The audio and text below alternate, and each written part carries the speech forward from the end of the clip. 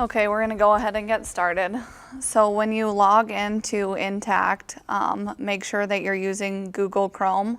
So select Enable Beta, and it'll move you back into this screen. The modules are no longer listed on the top. They're in this drop-down menu here. And you can see the list of modules that are available. You can rearrange these modules by dragging and dropping them. See, that moved cash management up to the second one. You can rearrange them however you like. Same with the favorites. So if you see over here, there's a star next to these items that indicates that they're already set on my favorites.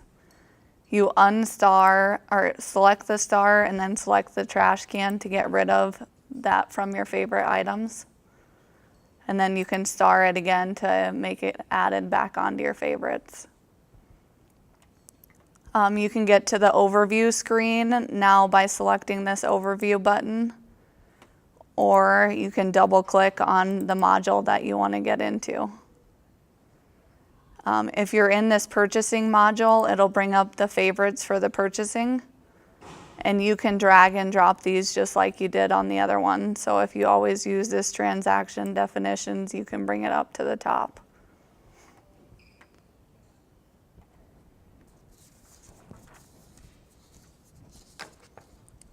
One of the items that you're going to want to star is this in purchasing, view transactions. This is how you can find any transaction that was ever submitted for your department. So Martus and Intact are just going to be one? Just sign into just one? No, you'll have to sign into Martus and Intact separately. Yep.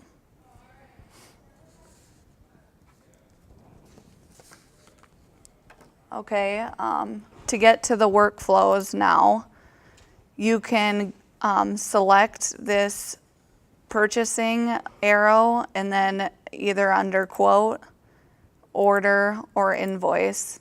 It shows you all the purchasing workflows that we have available. Or you can go to the overview screen and they're still under create a purchase requisition or create a vendor invoice.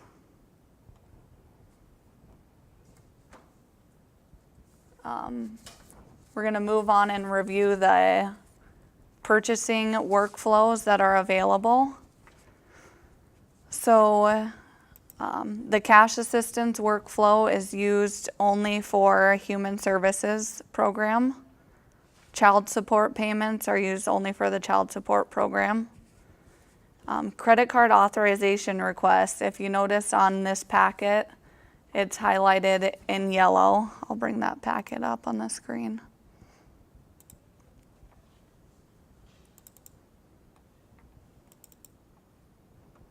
So the items that are highlighted in yellow, you'll need to convert further than just entering the transaction.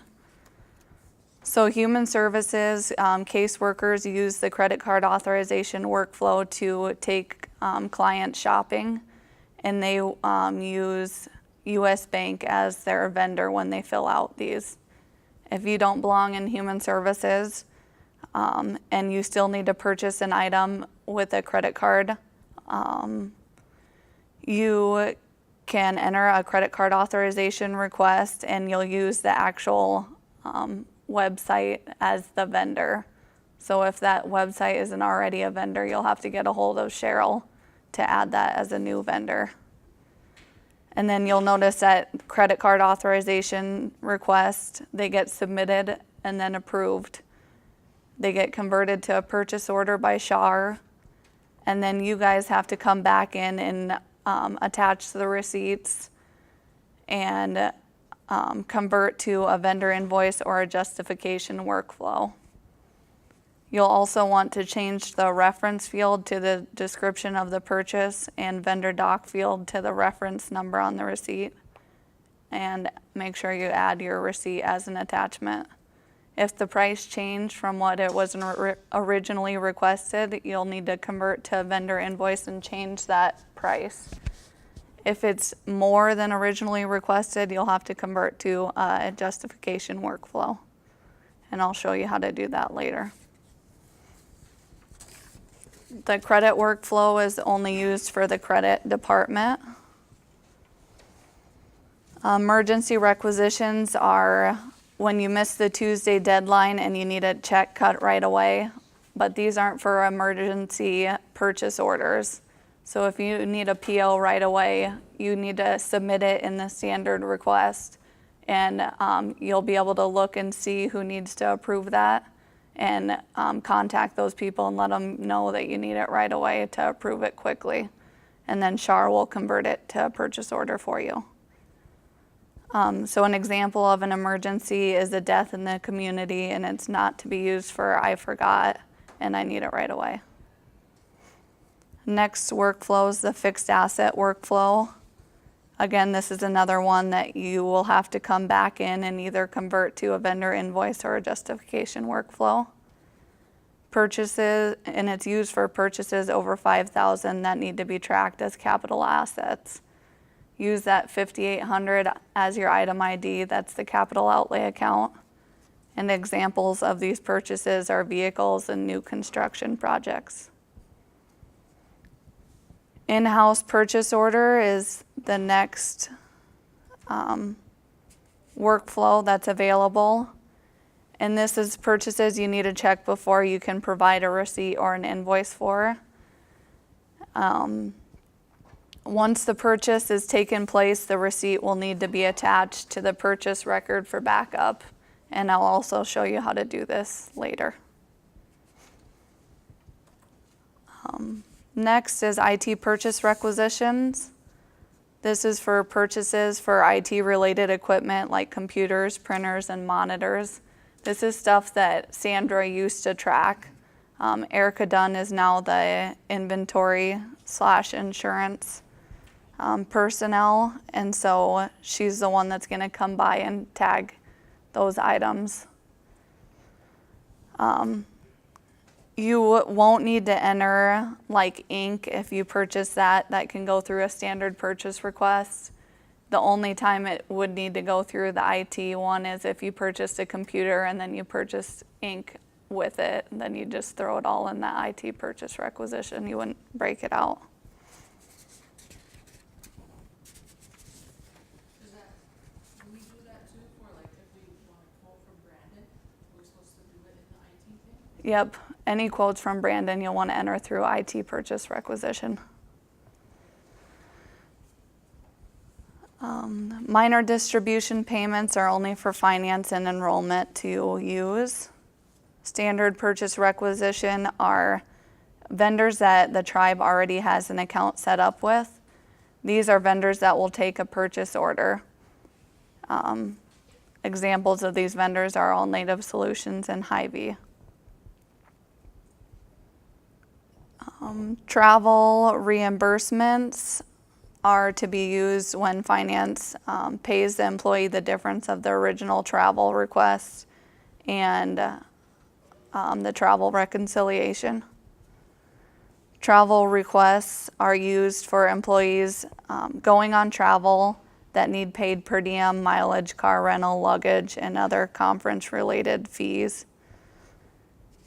You'll have to fill out a separate travel request vendor payment for each vendor that needs paid.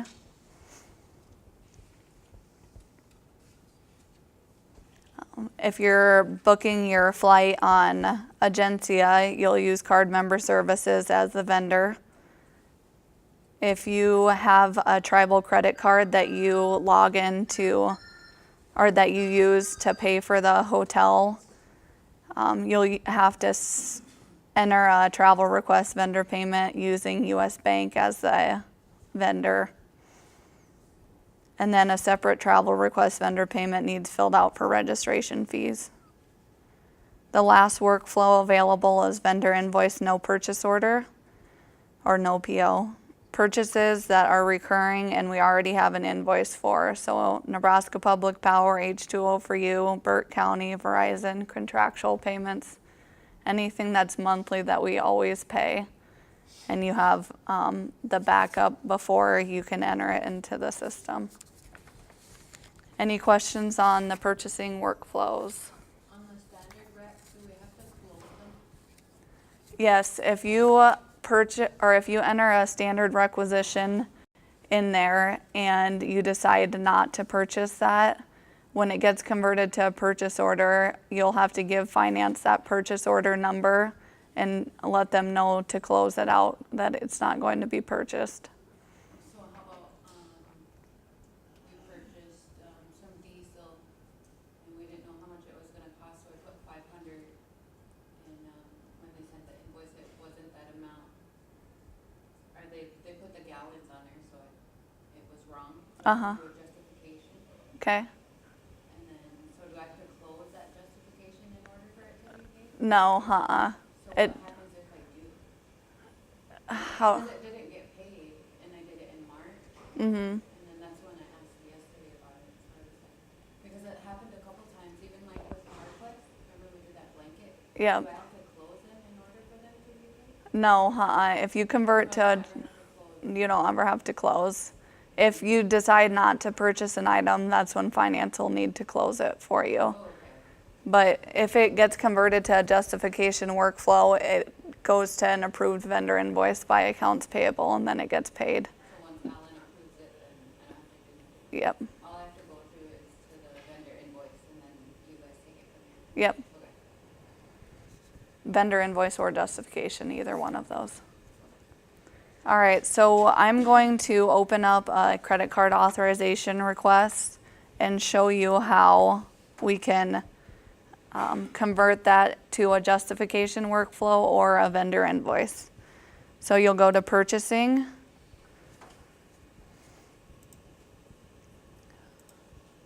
quote, and then credit card authorization requests. If you select the words here, it brings you to all the credit card authorization requests that have been entered so far. If you hit the plus sign, that's how you add a new credit card authorization request. So I'm going to hit the credit card authorization request words, and then I'm going to find my transaction. You can put a % sign in the vendor name and type a portion of the vendor in here to narrow down your search. So this one, I can view the transaction and select the history tab, and I can see that it's been converted to PO 02255. You will always convert off of the PO. So you can select the PO here and make it bigger. Select more actions, convert to, and I'm going to convert it to a vendor invoice. At this point, I would change the date to the day that the transaction actually occurred, so whenever Shar actually purchased with her credit card. I would change the reference if the description of the items changed from what you originally requested. The vendor doc number, you can put it to the date of the transaction and put your program number behind it. Or you can use the reference that is printed on the receipt. This vendor doc number just has to be unique. And then if you need to change the amounts, you can change that down here. Again, if you're converting to a vendor invoice, it has to be either this amount or less than what was originally requested. Otherwise, it'll give you an error.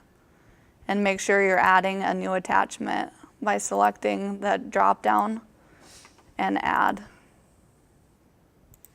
Choose file, and then you gotta find where you saved that at. You can also add an attachment by dragging and dropping.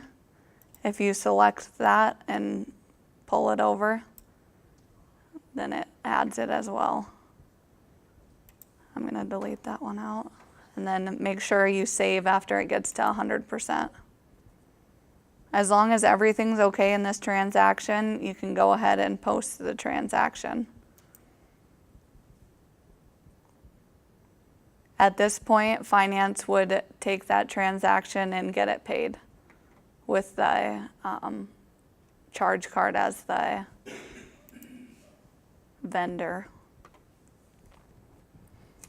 Okay, so I gotta delete this vendor invoice and then I'm gonna convert it to a justification workflow so you can see what that looks like.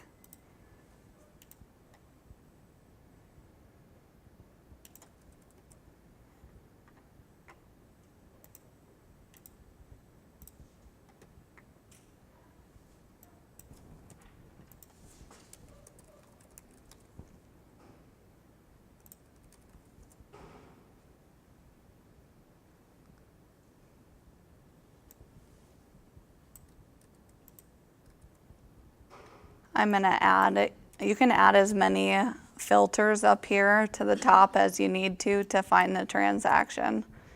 I wouldn't add too many because sometimes it gets confused if it doesn't find it on one. But now I can see both transactions that's related to this.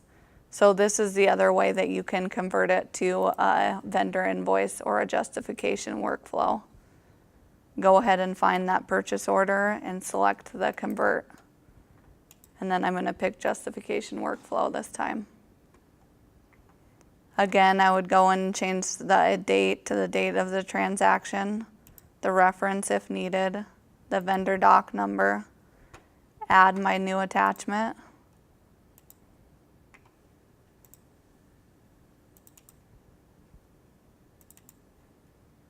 save that attachment, and then change the price down here.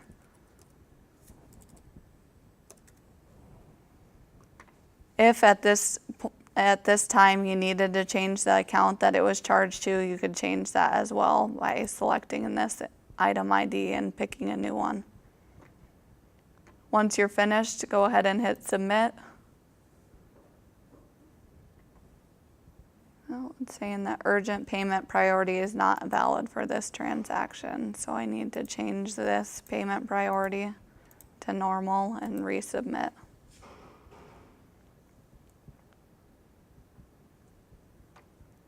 So now I can see this justification one is right below here. If you view that transaction, select history and select approval history, it shows you that it went back through the approval process. Normally the approver over here is going to be this approved/declined by. Since I'm listed as the super approver, it has my name there. So that's where you can see this state. If it says submitted, that's who it's waiting to be approved by. See how this state is all approved. Once you did that, you're completely finished with that transaction and finance can pay it.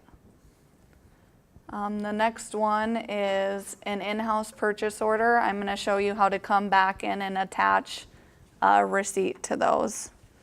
So go into purchasing, invoices, in-house purchase order. And then again, you can type in the vendor name using a % in the front to find that transaction. Select view.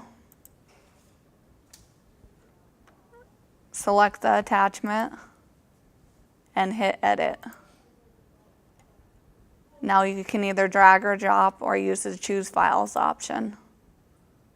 And I'm going to choose another one, save it, and then done. Last one that I'm going to go through is the vendor invoice no PO. I'm going to actually enter a test transaction to show you guys how to. So purchasing, invoices, vendor invoice no PO. I'm going to hit this plus button. This brings up a new transaction. So the invoice, this date is going to be the invoice date. So let's just say that we're paying this vendor for May's purchase. You can start typing in the vendor name, or you can hit the find option, drop down, and then find. And then use the % to find a portion of that, or all the vendors that match that. So select which one that you want. Reference is going to be the invoice number or account number. Make sure we're not typing invoice and then the invoice number. It just needs to be the actual numbers. So we're saying this is invoice number 12, and I work in the finance department. Vendor doc number, this is the item that needs to be unique. So if I was paying multiple transactions, or multiple programs were paying for the same invoice, so I would need to put the invoice number and then finance behind it. And then the next program would put the invoice number and then their program name behind it. So it's always a unique. If it's an account number that you use over and over and over again, you'll want to put the invoice date space account number. The message field is a description of what you're purchasing.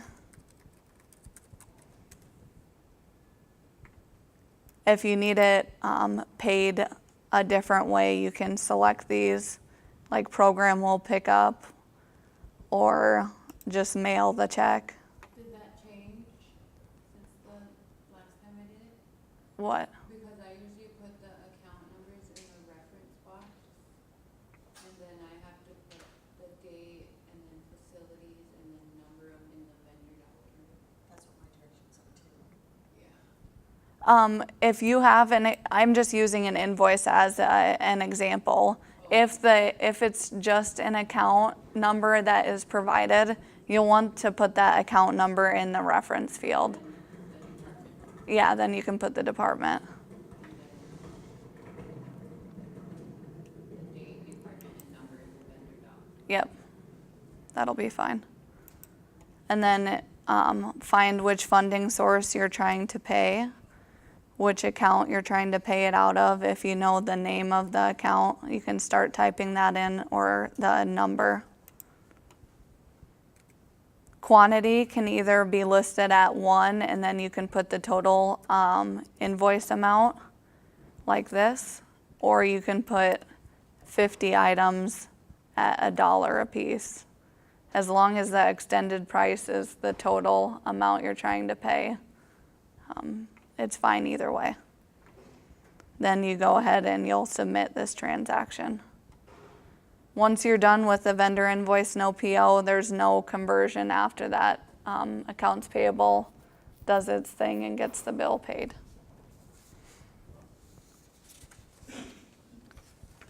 So a recap of the workflows is the credit card authorization request, fixed asset purchase rec, IT purchase rec, standard purchase rec, all need to be converted to either a vendor invoice or a justification by the programs. Any other questions before I move on? No? Okay. So next is going to be the budgeting process for FY 2019. You should receive a sample budget that has 2 different rates listed. The IDC rate for 638 is 27.95%, and the non-638 rate is 22.14%. You'll open up whichever rate that is yours and file, save as. Save it somewhere that you can remember.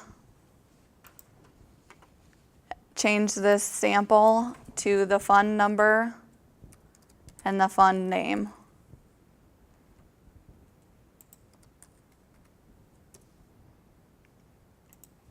type the fund that you're budgeting for right here, it autofills the funding source, the program, and the program name for you. So if that's not the one that you're trying to budget for, you probably got the wrong fund number in there. And no matter what you type in here, as long as it's on this fund list, it'll populate. Jasmine, is this gonna dump into Martus for us? It will not. It will not. No. So if I have people that we have already prepared their grants for, their budgets for their grants, Mm-hmm. do they need to do this? Yeah, we need this for the IDC. We need it for the IDC proposal for FY19. Okay, that needs to be shared with people then, I'm thinking. So they understand that, because my understanding is they were doing this form for putting the budgets into Martus, not as a part of computing the IDC. Yeah, it's merely for computing IDC, and so they have a total budget amount that they can match with what's in Martus. So this is a complete duplication of what we've already done for them, I guess is what I'm asking. The only thing different that you really have here is your accounts may be arranged different when you've added the account number onto the right. Right, and you can do a So view. it's a lot of work for people to have to redo, I guess is my point. They can do a VLOOKUP to add those numbers into here if they're already completed for 19. I can help you with that. Instructions for VLOOKUPs, and that's good. I can help you with that. So It's all the people that have grants that are wanting to use what's already been prepared for them. So you're talking, how many grants do we have out there? right, but how many of them have budgeted for 19? Anybody that's working next year should, yeah, their budgets in place. Yeah. Okay, so worksheet approvers. Make sure you're adding who needs to approve the worksheet here. Employee first name and last name. Fill out this 2019 budget column and then the justification column. You don't have to fill out a justification on every single line that you do, but I mean, put some notes in there here and there. Who's your worksheet approver? It should be like the program manager, so yours should be James Price or Joseph Painter. And if they both need to approve, you can add both of the names on there. So we can have multiple approvers. So once they do this, they're gonna send this back to, Me. If the account number or the line item number needs to be changed, do we contact you? These are all the accounts that are available in Intact and the account description. So these are all the accounts that you can charge items to. Okay, because previously we had a line item that we had in there before, and then when they changed to this new system, that line item was no longer there. What line item is it? And it had to do with the lease rental or lease fee, and it was changed to something else. Maintenance and upkeep? Is that what you're talking about? Like the rent expense for the month? No, it was like lease, because we leased some land from some. Land lease? Yeah. Okay. I can talk to Cheryl and see if that's one that we want to add. We tried to get the chart of accounts as small as we could because ours was a little ridiculous and there's a lot of accounts that people don't even use. So it's still pretty long, but getting there. Again, and then let you know which Okay. one it was. Okay. So revenues listed on the top.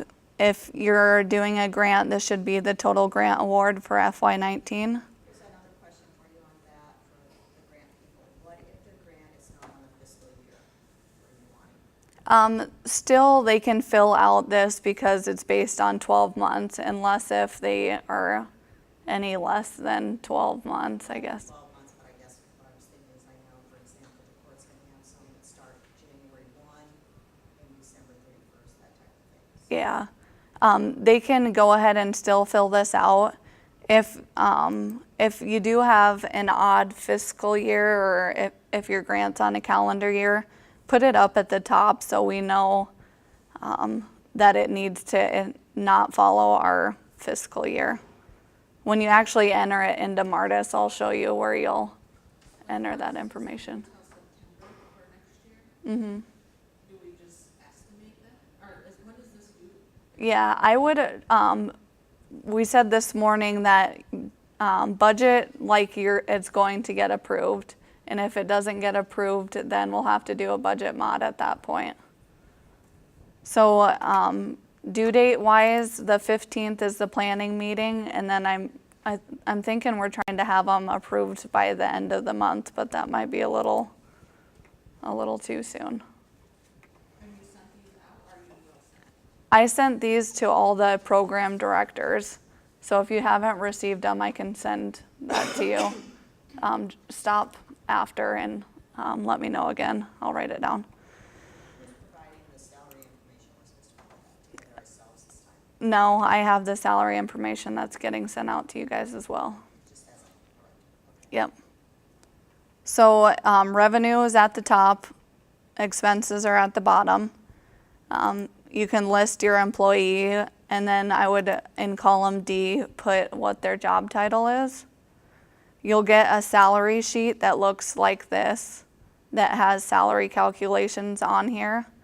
But you also should have received, I'll pull it up on here so you guys can see it.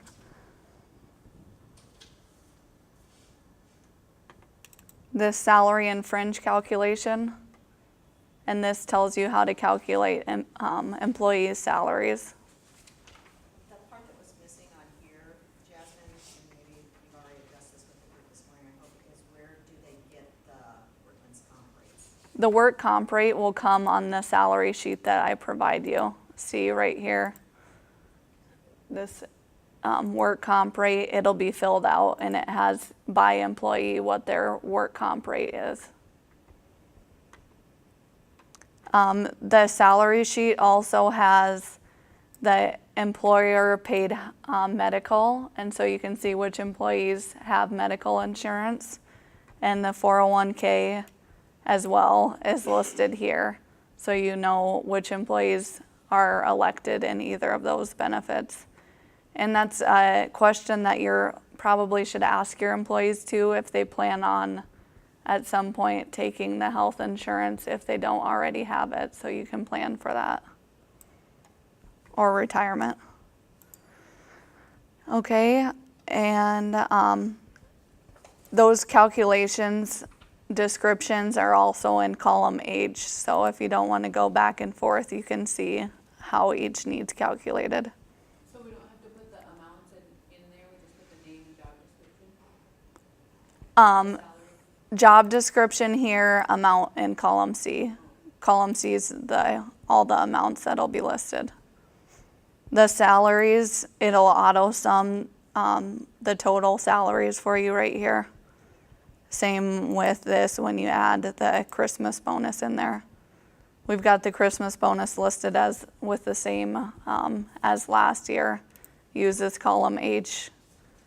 It's based on years of service and full-time and a part-time status. Part-time are half of these rates. So when you're completed with the sheet, you'll see the grand total down here. It'll tell you the total direct costs and the pass-through costs, and it automatically calculates the IDC for you. And this one is at that 27.95% rate. That's another one. I can do a separate sheet for you if you want. Otherwise, this 27.95, just put whatever your rate is in there. Note at the top though, just like if it's on a different grant year, that you have like a 4% IDC rate. So we'll want to track those and make sure that we're not charging any more than needs to be. Like on our office, charge IDC on an IDC office. We charge IDC on maintenance and upkeep. For our office? Mm-hmm. Not for, you're in the IDC pool, so you don't get any IDC charged on you at all. That was my point. Yeah. So should I zero that out? I have another sheet just for you for IDC. You're part of appropriations, so you'll get sent your previous year budgets. I'll show you those. Sheet that you sent me, we'll use that Nope. So contracts over 25,000, you'll need to list the vendor name, description of the goods or services provided, the contract amount, and contract dates. This auto feeds into the budget sheet, so if we put $100 here and go back to the budget sheet, you can see $100 got added to that. And the same way if we put another one, it's 250 now is the total. Capital outlay has its own spreadsheet. You'll need to put the vendor name. I know that you won't know for sure who you're getting it from, but have an idea. And then description of what you're trying to buy and an estimated cost on that. And this one auto feeds as well. So you'll go back to the budget sheet and you'll see these items here. And then at the bottom you can see total expenses are $1,450. These are all pass-through expenses, so there's no IDC charge to them. If I would put something in this licenses and fees, you'll see $10 is part of the direct cost, so IDC is calculated on that. So these are strictly for grant budgets that are at 27.95%. That's that 638 rate. Non-638 rate is the same way. The IDC rate is just calculated at 22.14 rather than the higher rate. Did you say you do have the new grant rate at 27? I thought it was 0.14. 22.14 for non-638. Thank you. Sorry. Yep.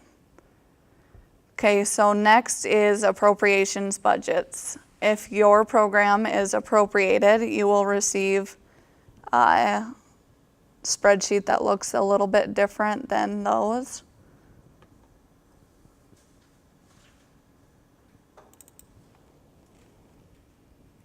So it'll show you the FY16, 17, 18, and now you're going to fill out column F, FY19's budget. The salary sheet will already have these employees and all their salary information added. The only thing you need to look through is if you plan on hiring new employees, put a new hire, and then put what you plan on paying in this column E for annual salary. If you see an employee on this list and they're only a part-time employee, highlight them in yellow and add a comment by right-click, insert comment, and then just say part-time or seasonal, either one. Those employees won't get calculated in the life insurance.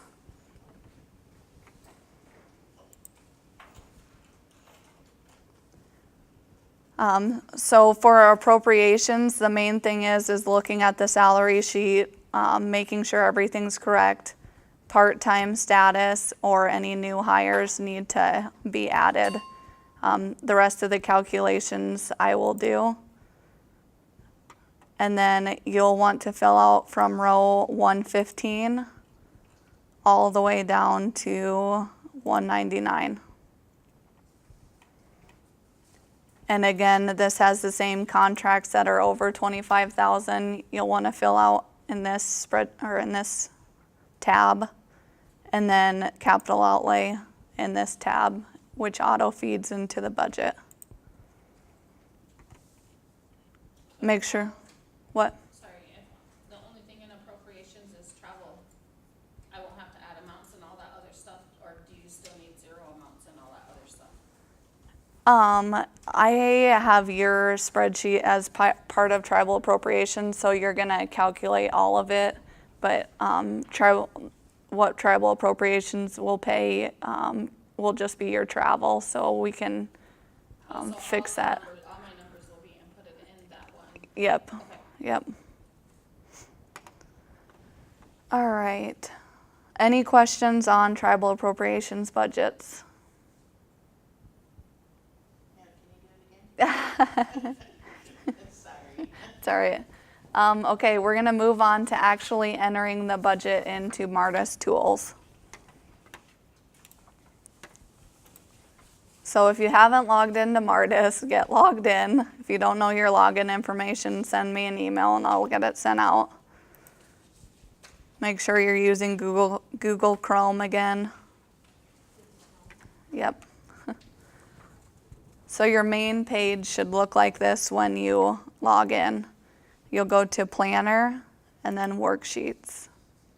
Make sure this year is set for 2019. The fund, find which fund you're trying to budget and select the filter option. And select Edit. And then you'll select Load. What Load does is bring all the actual, these are all actual revenue and expenses. It brings the actuals down to here just as accounts to be charged to. So if you see an account that you don't want to charge to anymore, you select the checkbox over here and select Delete. And that removes that line item. If there's a new item that you want to budget for, come down to here and type in the account number if you know it. And type in the funding source and hit Add Line. And it adds the line back on there for you. So how you use this is you can manually type in this amounts, or you can select the calculator that's right next to it. Change this. I like to budget either monthly or annual. And so if you select annual and you know that you budgeted $1,000 for this line item, preview that amount and that splits it between the 12 months evenly. And it tells you the total at the bottom is 1,000. If that's what you want, hit Set Values and Save. And that just saved $1,000 up here for us. So I'm gonna go down to the one of these and select monthly and select $100 and preview. And it shows you each month it's charging $100 and the total is $1,200. And then you can save if that's what you want to save it at. If you want to go back to 0 on this line item, you can either delete the line or you can select this and change the amount to 0 and save. So you can make changes at any time? Yep. So after you're finished budgeting, this difference should be $0 because revenue and expense should be the exact same on these. So I can look up here and see I have $126,200 in revenue budgeted and $125,200 in expenses. So I need to add $1,000 more in expenses.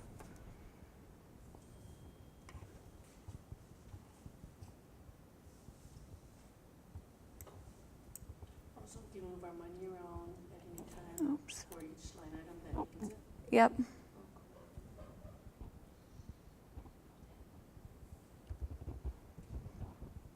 So I don't know. press date and it'll show.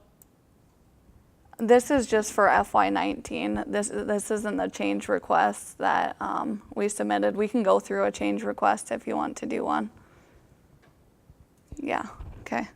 So just make sure that this difference number down here is $0. Before you submit this for approval, select Choose File, go out and find that budget that you filled out and add it as an attachment here. So you can either email me or add it this way. It'd be nice if it's added this way because then they're all in there. And then down here it shows you who the approver is. If this isn't correct before you submit it, you need to let me know. So you can save the worksheet and work on it later. or you can submit the worksheet. I'm gonna go ahead and submit. And it says it's waiting Alan's approver right now. So say you submit it and you needed to make a change real quick, do you have to notify Alan so he can decline that, so you can make your changes, or how do you work that? You have to notify me just for the FY19 ones. The ones that we're doing in the change request that I'll show you next, the approver can decline it and then they can edit it at that point. Will it be the same for the FY19 when we're in FY19? Yep, when we're in it, yep. So I'll have to come in and unlock, Brandon can also do this, he'll have to unlock the worksheet if he accidentally submitted it and it wasn't right. Okay, so that's entering the FY19 budgets. So let's go back to FY18 and run through a change request. So planner, change requests. Make sure that this is set back to 2018. Hit filter and create new change requests. You'll see the year 2018 on here and add. Then you'll find which fund that you're trying to budget for. And you can hit filter to only find that one. I'm gonna just open an easy one up. Do you have to wait till you get the new LOA first, or can you make the change and then, What's the LOA? Is that the approved budget? yeah, the letter of approval for your modification? I would, so you don't have to, because then you'll have to come in and change it again if it isn't approved. You know what I'm saying? Okay. So find which fund you're trying to do the change request for and hit select. And then this shows you the accounts that you currently have budgeted for that you can change. If you're trying to budget for a new item, you come down here and select an account and select your funding source and hit add. And then it automatically brings you up to those screens that we're used to seeing. So you can use the monthly or annual amount. And I'm using $1,000, select preview and select save. So here it says the current state was $0, the revised state is $1,000, net expense increased $1,000. So if my increase is $1,000 for expense wise, I need to increase my revenue too. Select this one.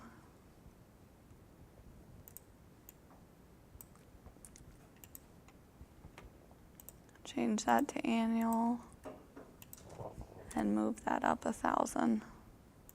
Preview shows you the old line amount and then the new amount. And then save. Well, what if you're not getting new money, you're just moving money from one line item to another, do you still have to change the revenue? Nope, if you're moving from one line item to the next, let me see if I can, So that's like our budget model yep. that we do now, on the other hand. Let me see if it'll delete that one out of there. Okay. Oops, I edited the wrong one.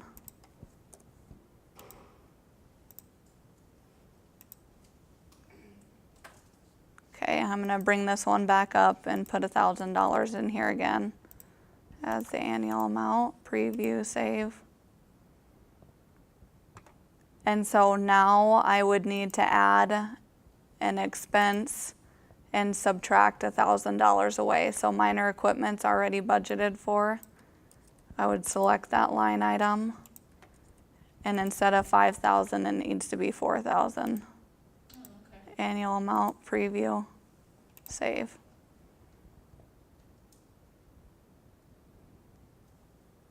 So it moved from 5,000 to 4,000 here.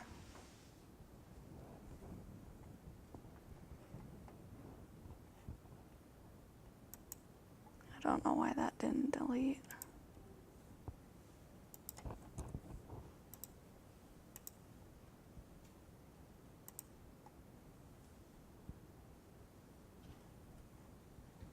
That's stuck in there for some reason. This net change should be $0 here. And then you'll go ahead and submit this for approval. And you'll also see the net increase is $1,000, the net decrease is $1,000. You can add that letter of approval that you were talking about here if you want to. It's a good backup for us. And then once you're finished with this, you submit for approval, and then it goes through the worksheet approver, and then there's 3 levels of approvals after that. It goes through planning, me and Cheryl, and Alan and Sharon. And just one person has to approve in each level. All right, any other questions?